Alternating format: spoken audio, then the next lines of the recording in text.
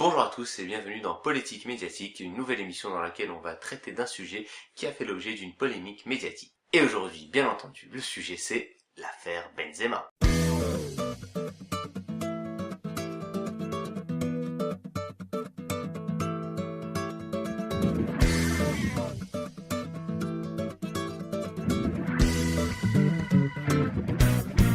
Alors déjà un petit retour très rapide sur la chronologie des faits. L'année dernière, en juin 2015 donc, Mathieu Valbuena est victime d'un chantage à la sextape. Il porte donc plainte, l'enquête suit son cours, arrive octobre, Benzema et Valbuena se retrouvent ensemble dans un rassemblement de l'équipe de France, et Benzema lui parle de cette affaire de sextape. En novembre, Benzema est lui aussi entendu sur l'affaire, placé en garde à vue, et finalement mis en examen pour complicité de chantage et association de malfaiteurs dont le but, un truc gros bien genre qui peut te faire mal. Durant toute cette période, de nombreuses écoutes et comptes rendus de garde à vue vont fuiter dans les médias. Déjà ça, c'est pas super disons éthique. Genre, bon, au final l'info, je ne dis pas qu'il y a des mensonges dans ce qui est ressorti, je pointe juste le fait que voilà, ça sort assez facilement en plus. Les gens, j'ai l'impression que les mecs ont accès quasiment à l'ensemble du dossier juridique.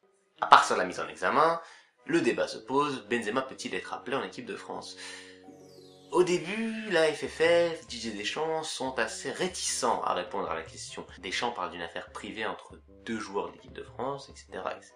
En effet, Deschamps et Le Gret se sont un peu mis dans la merde tout seuls. Dès ses débuts en tant que sélectionneur, Deschamps a lancé une charte éthique et a promis que ses joueurs allaient s'y tenir, etc. Ils allaient être irréprochables. Mais là, Deschamps se dit qu'il a besoin de Benzema et il ne veut pas enclencher de commission de discipline contre lui ou quoi. Donc il ne veut pas reconnaître qu'il y a eu faute. Parce que oui, avant d'aller plus loin, dans l'absolu, il n'aurait pas été aberrant à ce moment-là de dire Benzema a trahi le groupe en essayant de faire chanter un camarade du groupe, en lui manquant totalement de respect dans les écoutes, etc., etc. Ce qui d'ailleurs est la partie qui a choqué pas mal de joueurs de l'équipe de France comme Mamadou Sakho et Blaise Matuidi. Donc on aurait pu dire commission de discipline, tant de matchs de suspension, basta. On l'a pas fait parce que Deschamps est un pragmatique, que Deschamps était convaincu qu'il avait besoin de Benzema pour aller à l'Euro. Du coup, petite parenthèse, mais c'est important quand même de le dire, dans cette organisation de blanchiment de Karim Benzema par la FFF et Didier Deschamps, il y a un mec qui en a pris plein la gueule,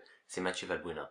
Et c'est quand même honteux, on n'en parle pas assez, ça mériterait une vidéo elle toute seule, mais bon, ce qu'il a pris Valbuena, c'est dégueulasse. L'affaire se poursuit, Deschamps et Le Gret continuent d'essayer d'esquiver les questions là-dessus, sauf que la pression médiatique se fait de plus en plus grande, de nombreuses personnalités commencent à intervenir, notamment le ministre des Sports, puis le Premier ministre. Arrivé à un point où Le Gret dit bon bah, avant mi-avril, on tranchera. Et donc, le 13 avril, communiqué de la FFF, Benzema ne participera pas à l'Euro 2016, les raisons invoquées sont l'exemplarité et le respect de la vie de groupe. À aucun moment dans leur communiqué, la FFF ne dit que le Benzema a fauté. En somme, le message envoyé à Benzema, c'est Karim, on a essayé, on voulait vraiment te prendre, pour nous t'as rien fait, mais on peut pas. Deschamps a cédé à la pression médiatique. Et il se trouve que cette semaine, Benzema donne une interview à Marca dans laquelle il explique « Si je ne suis pas pris en équipe de France, c'est parce que Didier Deschamps a cédé à une partie raciste de la France. » Donc déjà c'est important de rappeler ça parce que dans les réactions unanimes sur le fait que Benzema c'est un connard, que c'est lamentable ce qu'il a dit, il y a quand même déjà un nombre de choses fausses. Benzema n'a jamais dit que Deschamps était raciste, Benzema n'a pas dit que la France était raciste, Benzema a dit que Didier Deschamps avait cédé, c'est vrai, on vient de le dire.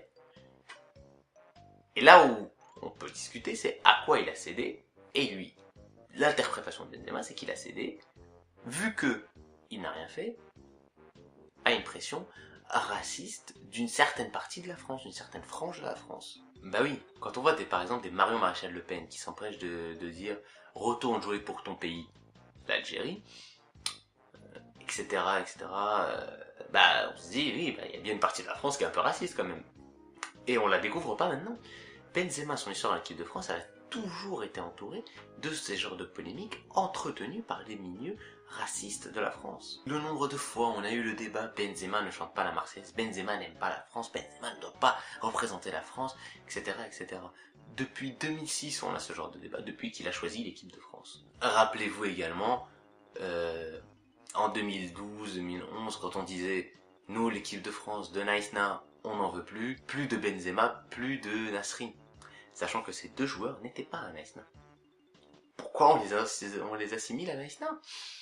Parce que Naïsna est considéré comme le désastre du football français, et que, non, là on s'est dit, le désastre du football français, il faut qu'il soit plus blanc beurre, là, il manque de beurre, on va rajouter. Et Benzema, quoi que les gens en disent, il est pas débile, et Benzema, il regarde, il écoute, et il se rend compte. Quand par exemple le directeur ou le président, je sais pas quoi, des SOS Racisme dit c'est la première fois que j'entends Benzema parler de racisme, c'est la preuve que ce mec fait très mal son boulot. Et il s'avère qu'en fait SOS Racisme fait assez mal son boulot. Rien qu'en 2011, Benzema disait j'ai l'impression que quand je marque je suis français, mais quand je ne marque pas ou qu'il y a des problèmes, je suis un arabe. Déjà à l'époque, voilà, il parlait de quelque chose, il mettait en valeur quelque chose d'intéressant. C'est pas parce que c'est la première fois que vous l'entendez parler de racisme que c'est la première fois qu'il en parle.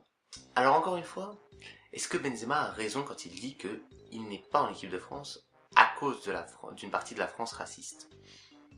Non, Benzema n'est pas en équipe de France à cause de lui, c'est lui qui a fauté au départ. Pour autant, est-ce qu'il a tort quand il dit qu'une partie de la France est raciste? Non. Et le concert, l'unanimité, derrière laquelle l'ensemble des médias, j'ai l'impression, se rangent pour attaquer, descendre Benzema, le montre bien. Il y a un problème avec les accusations de racisme en France. J'écoutais un extrait de France Inter je crois ce matin, où intervenait un humoriste, Yacine Bellatar, je le connaissais pas, je suis désolé, donc je vais peut-être écorcher son nom, Beltar, je sais plus. Et cet humoriste donc nous dit que Benzema vient de prouver que le football n'était pas un sport collectif, mais un sport individualiste, et qu'il avait l'impression que c'était devenu comme ça depuis Naïsna. Sur cette intervention, j'ai pas tout regardé, mais deux choses.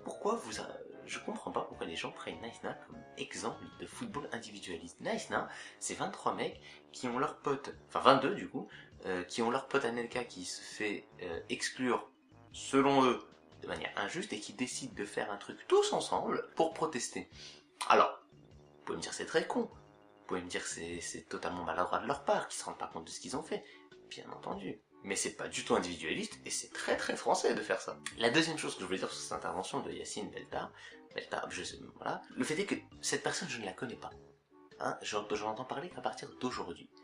Cette personne a été invitée sur un plateau de France Inter, c'est quand même un truc intéressant, pour parler de Benzema, et donc pour apparemment critiquer Benzema. Bien entendu, il en a tout à fait le droit, je vais jamais dire, puisqu'il s'appelle Yacine, c'est quand même honteux qu'il critique Benzema. Il fait ce qu'il veut. En revanche, à sa place, je me demanderais, est-ce que j'aurais été invité pour défendre Benzema?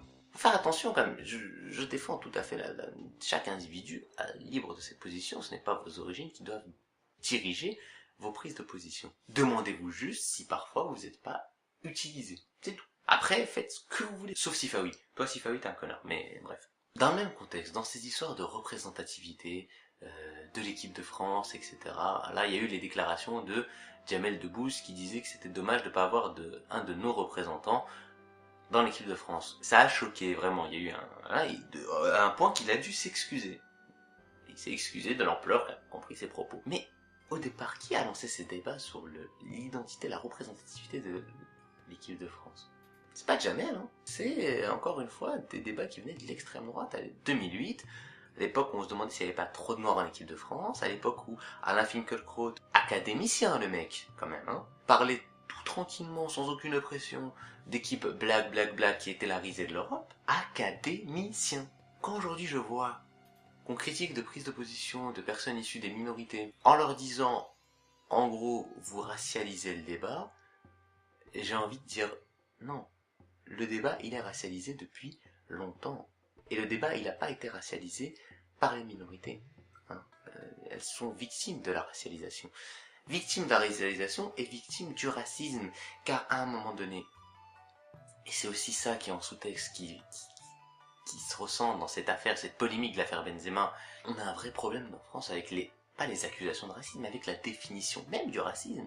On vit en France avec des débats de société où l'idée commune du racisme est une définition tronquée. À partir de là, forcément, les débats vont dans le mur.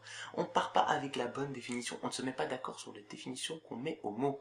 Si on ne définit pas les termes, on ne peut pas arriver à débattre. C'est logique. Et ça, malheureusement, c'est un héritage d'une histoire de l'antiracisme français qui est totalement foirée. Il est nul. On est nul. On a raté là-dessus.